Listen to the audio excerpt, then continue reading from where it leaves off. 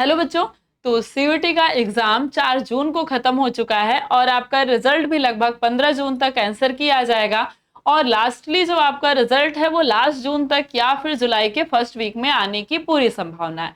तो बच्चे बहुत ज्यादा परेशान है कि ना जो नॉर्मलाइजेशन का प्रोसेस है, नॉर्मलाइजेशन के बाद आपका रिजल्ट डिक्लेयर होगा, तो क्या ये जो प्रोसेस है, क्या इससे मेरा नंबर बढ़ेगा या इससे मेरा नंबर घटेगा, क्या होगा, कैसे ये नॉर्मलाइजेशन का प्रोसेस होता है, किस तरीके से होता है और क्या ये हमारे रिजल्ट पर इफेक्ट डालेगा। तो ये आपके रिजल्ट पर इफेक्ट डालेगा ही डालेगा और 100% फेयर ये हो भी नहीं सकता, क्योंकि पूरा 100% ये आंकड़ा नहीं लग सकता कि कौन सा पेपर टफ आया था और किस तरीके से हुआ था। तो इसमें थोड़ा बहुत नंबर ऊपर नीचे हो सकता है और बहुत ज्यादा नहीं, 2-4 नंबर का ऊपर नीचे हो जाता है और वो आप डिसाइड भी नहीं कर पाते हैं कि हाँ कैसे मेरा नंबर, क्या मेरा नॉर्मलाइजेशन में कितना परसेंटेज आना चाहिए, ये आप बता भी नहीं सकते हैं, ना ही मैं बता सकती हूँ। ये जो एनटीए देगा वही माना जाएगा और उसी पर यूनिवर्सिटी का एडमिशन होगा आपका। तो यूनिवर्सिटी का एडमिशन भी आपके इसी नॉर्मलाइजेशन, ये जो का परसेंटाइल आता है, इसी परसेंटाइल पर एडमिशन होता है। और दूसरी बात कि ये होगा ही जरूर, क्योंकि सीयूटी में इतने सारे शिफ्ट में एडमिशन हुए हैं, सॉरी इतने सारे शिफ्ट में आपके एग्जाम हुए हैं कि कई शिफ्ट में अब किसी में पेपर थोड़ा सा आसान आ सकता है, किसी में टफ आ सकता है, किसी में आसान, किसी में टफ। तो इस व्यवस्था को कि जो बच्चों का टफ आया मतलब उन्हें कम नंबर मिलेगा और जिनका आसान आया मतलब वो ज्यादा नंबर गेन कर लेंगे। तो इस अनफेयर वाली व्यवस्था को खत्म करने के लिए, इस सिस्टम को खत्म करने के लिए एनटीए ने ला दिया कि नॉर्मलाइजेशन, कि जिसका नंबर ज्यादा हो जाएगा, जिस शिफ्ट में पेपर आसान आएगा उसके नंबर को हम क्या करेंगे, थोड़ा सा कम कर देंगे, और जिसके नंबर में जिसका पेपर टफ आया होगा, जिस सिस्टम मतलब जिस दिन को जिस शिफ्ट में, उसको हम क्या करेंगे, थोड़ा सा उसे नंबर दे देंगे ताकि दोनों क्या हो सके, बराबर हो सके।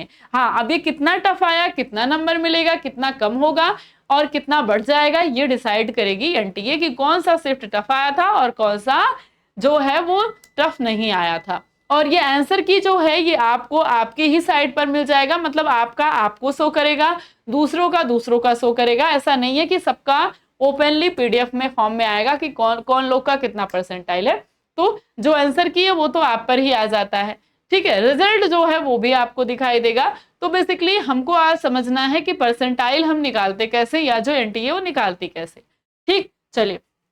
तो ये जो नॉर्मलाइजेशन की प्रक्रिया है, नॉर्मलाइजेशन में जो पहला स्कोर बनता है वो बनता है रॉ स्कोर, ठीक है। पहला स्कोर क्या बनता है, रॉ स्कोर बनता है। ये रॉ स्कोर होता है, ये जैसे शिफ्ट 1 का मैंने डाला, शिफ्ट 2 है, शिफ्ट 3, शिफ्ट 4, शिफ्ट 5। मैंने माना कि ये 5 शिफ्ट में एग्जाम हुए थे, टोटल तो बहुत सारे शिफ्ट में हुए थे, लेकिन मैंने क्या माना कि केवल 5 शिफ्ट में एग्जाम हुए हैं। और ये शिफ्ट 2 में मान लीजिए आपका फिजिक्स का पेपर था, ठीक है। किसका पेपर था, फिजिक्स का। मान लीजिए आपका पेपर था शिफ्ट 2 में, किसी भी बच्चे का, मान लीजिए मेरा ही पेपर था, ठीक है। 120 नंबर मैंने गेन किया, कितने में से, 250 नंबर में से, ठीक है। 250 नंबर में से मैंने कितना लिया, 120 नंबर ले लिया, ठीक है। चलिए, ये तो आपको पता है ना, 250 नंबर में से। अब दूसरा सिस्टम आता है परसेंटाइल का। परसेंटाइल मान लीजिए एनटीए ने दे दिया इसे 95.95, ठीक है, ये परसेंटाइल दे दिया।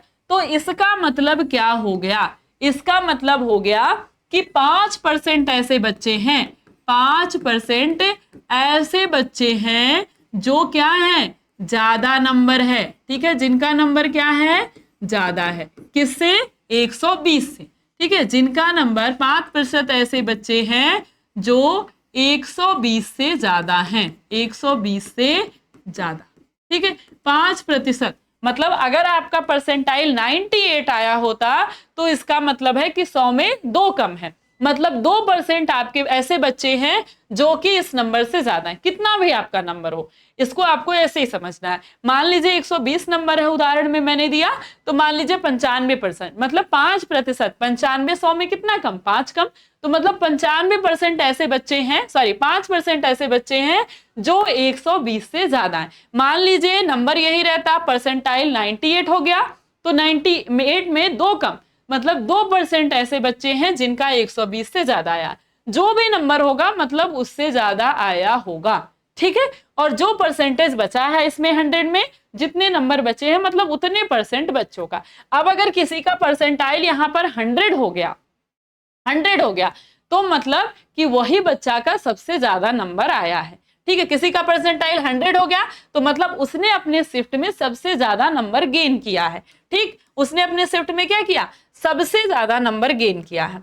और 95 का क्या मतलब है कि 95% ऐसे बच्चे हैं, 95% ऐसे बच्चे हैं जो 120 हैं या उससे कम है।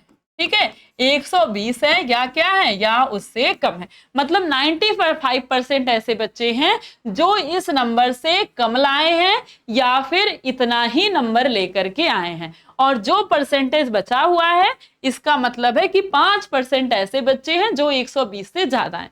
मान लीजिए आपका परसेंटेज 96 आया तो इसका मतलब है कि 96% ऐसे बच्चे हैं जिनका नंबर 120 से कम है या फिर 120 ही है।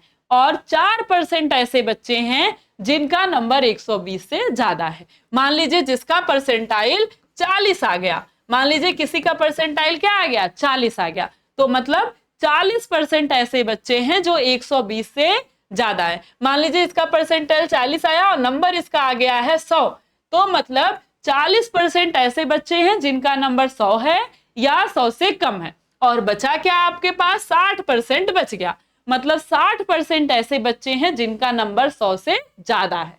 ठीक है, तो जो परसेंटाइल आपका 100 में से बचा रहेगा मतलब उतने परसेंट ऐसे बच्चे हैं जो आपके नंबर से ज्यादा नंबर लेकर आए हैं। और जो परसेंटाइल आपको मिला है मतलब उतने परसेंट ऐसे बच्चे हैं जो आपके साथ हैं या आपसे पीछे हैं। ठीक, अब तीसरा स्कोर भी बनता है, जो नॉर्मलाइजेशन होता है वो तीसरे स्कोर पर आ गया, रॉ स्कोर बाय इंटरपोलेशन इसको कहते हैं। अब आपने तो एग्जाम दिया है एक ही शिफ्ट में, लेकिन जो आपका परसेंटाइल बनेगा वो कितने, अभी तो मैंने ये बताया कि जो परसेंटाइल आपको लिखा रहता है इसका मतलब क्या है, अब ये बनता कैसे है ये बताते हैं। तो ये इंटरपोलेशन से बनता है। आपने तो एग्जाम दिया बस शिफ्ट सेकंड में फिजिक्स का एग्जाम, फिजिक्स का एग्जाम शिफ्ट 1 में भी होगा, शिफ्ट 3 में, शिफ्ट 4 में, शिफ्ट 5 और आने वाले सारे शिफ्टों में होगा। तो इसको हम कैसे समझेंगे, तो मान लीजिए शिफ्ट 1 में अब आपने 120 नंबर ले आया ना, अब ये जो एनटीए है ये क्या करेगा, ये देखेगा टफनेस को, कि मान लीजिए इसमें बच्चे ने, बहुत सारे बच्चे ने, मतलब इसमें जो हाईएस्ट कट ऑफ गई मान लीजिए 130 नंबर की गई, ठीक है, और इसमें जो हाईएस्ट नंबर गया मान लीजिए वो 150 नंबर का चला गया, ठीक है, मान लीजिए वो 100 नंबर का चला गया। ठीक, इसमें जो गया वो कितने नंबर का हाईएस्ट गया, मान लीजिए जिसका 100% आया वो 100 नंबर पे है, ठीक है, उसको 100 नंबर मिला है 250 में से, और आपको 95 पे मिला 120 नंबर। मतलब क्या निकल के आया कि इसका पेपर टफ है ना, इसमें हाईएस्ट नंबर गया 100, इसमें गया 120, और मान लीजिए इसमें चला गया, इसमें हाईएस्ट 120 नहीं 130 गया, ठीक है, और मान लीजिए इसमें कुछ और गया, इसमें कुछ और गया, ठीक है, तो इसी हिसाब से इसने आपका नंबर क्या डिसाइड कर दिया कि आपको मिल सकता है इस नंबर के हिसाब से, कि आपने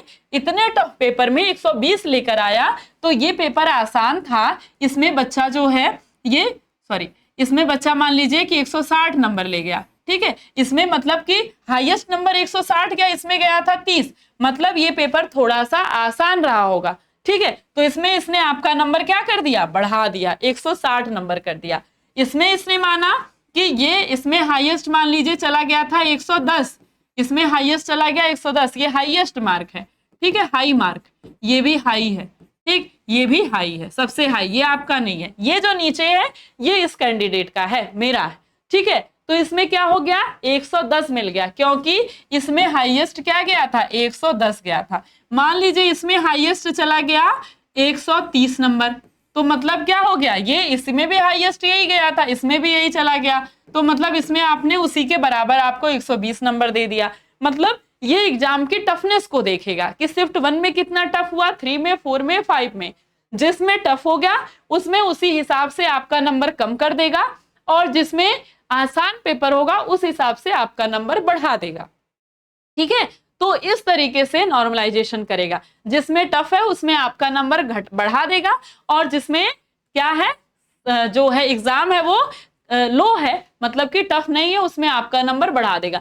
तो नंबर आपको हर शिफ्ट में देगा, नंबर आपको हर शिफ्ट में मिलने वाला है। अब इसीलिए थोड़ा सा अनफेयर हो जाता है, क्योंकि इन्होंने नंबर क्या दिया है, अपने हिसाब से दिया है। हो सकता है आप एग्जाम देते तो कुछ और ही नंबर आता, या आप इस शिफ्ट में देते तो कुछ और ही नंबर आता, 2-4 नंबर ऊपर नीचे आता। इनके कंक्लूजन के हिसाब से आपको 160 मिला, यहाँ 110, 120, 105। हो सकता है इसमें आपको 2-4 नंबर ऊपर नीचे हो जाता है, कम भी हो सकता है, ज्यादा भी हो सकता है, इसीलिए इसे कहते हैं थोड़ा सा अनफेयर हो जाता है।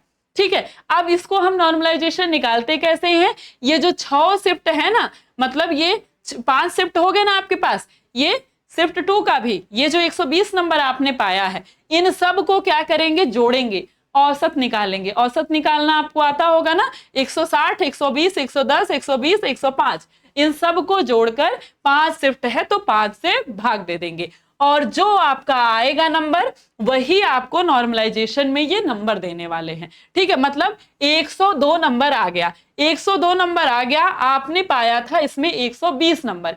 इसका मतलब है कि आपका पेपर क्या था, आसान था, आपका पेपर था आसान, और इन्होंने लगा लिया पता कि आपका पेपर कैसा था, आसान था। तो नॉर्मलाइजेशन में आपको इस तरीके से, अब इस पर ये परसेंटाइल बना देंगे।